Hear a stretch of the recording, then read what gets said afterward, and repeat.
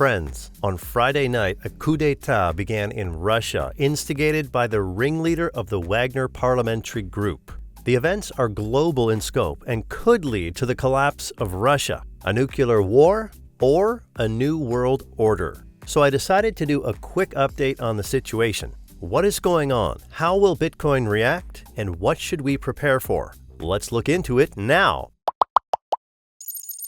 And so, as I said, it all started on Friday night EST, when Yevgeny Prigozhin, the head of the Russian mercenary group Wagner, accused Russia of bombing his military sites in Ukraine.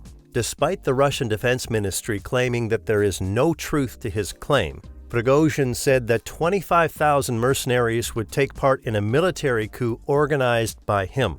The start of the crusade was announced in the mercenaries' official Telegram channel. Those who destroyed our guys today, who destroyed tens of thousands of lives of Russian soldiers, will be punished, says Prigozhin. After that, groups of mercenaries moved in the direction of the city of Rostov, where, in their opinion, the head of the Russian Defense Ministry had to be. During the night, the city surrendered without a fight, and the security forces took Wagner's side. But Prigozhin's ultimate goal was to seize the headquarters of the Ministry of Defense in Moscow and destroy the generals of the Russian army.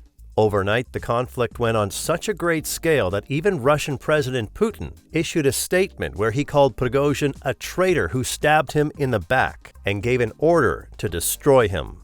That is, we see that the situation is very serious and it evolves almost every minute. Even Elon Musk did not stand aside and made 2 memes about the situation. So if you want to keep up to date with the latest events, be sure to subscribe to our Twitter. I have been monitoring events for over 24 hours without sleep, so your subscription will be very important support for me. While Wagner's mercenary group led by Prigozhin is moving on Moscow, the global crypto market remains calm and the US markets are closed. But in the current environment, that can't last forever. So let's break down the main economic risks of the current situation. First, Russia is a nuclear state. If for some reason it loses its subjectivity or mercenaries seize nuclear weapons, there is a risk of uncontrolled proliferation of nuclear weapons, which could lead to a nuclear war, which would be the last for mankind. The chances of this happening are extremely low, but I would not rule this scenario out. Moreover, according to some reports, Wagner has already seized nuclear weapons at some Russian military bases, but this is just a rumor so far. In any case, such scenarios will be assessed by the markets as negative, and investors will consider more conservative assets such as gold and definitely not Bitcoin, though we're going to talk about that a little later. Second, even despite sanctions, Russia is a major supplier of gas, oil, and food products to the Third World. In the event of a civil war and the collapse of the Russian Federation, this could lead to uncontrollable consequences in other countries. Perhaps the consequences will be positive, but for now, this is a black swan event, and no one knows how it will end. And when investors aren't sure, they sell.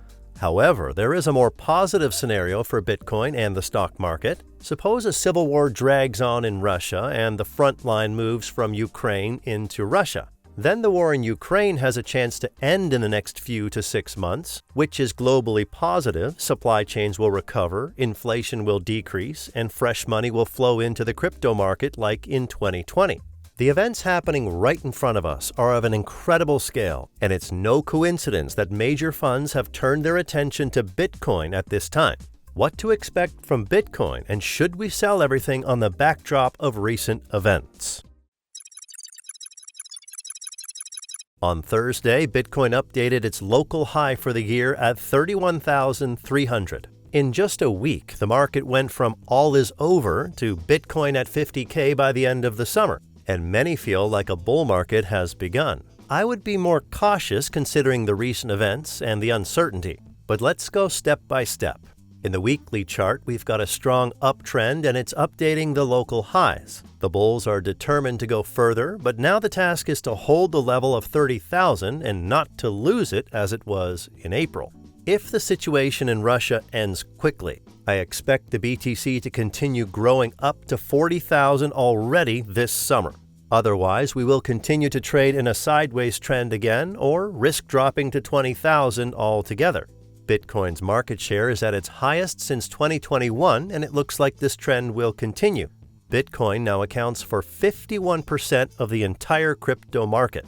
The situation in Russia does not play into the hands of altcoins. Many may start to insure risks and sell altcoins for dollars or bitcoins, which will also increase the dominance of BTC. That's why all eyes are now on Bitcoin and its reaction to current events. It will lead the market. So far, it is very hard to say what will happen, not even tomorrow, but even in an hour. So once again, let me remind you of our Twitter, where we cover the latest events in live mode. Subscribe by clicking the link in the description box. And that's all I have. Take care, and thanks for watching your Coin Post.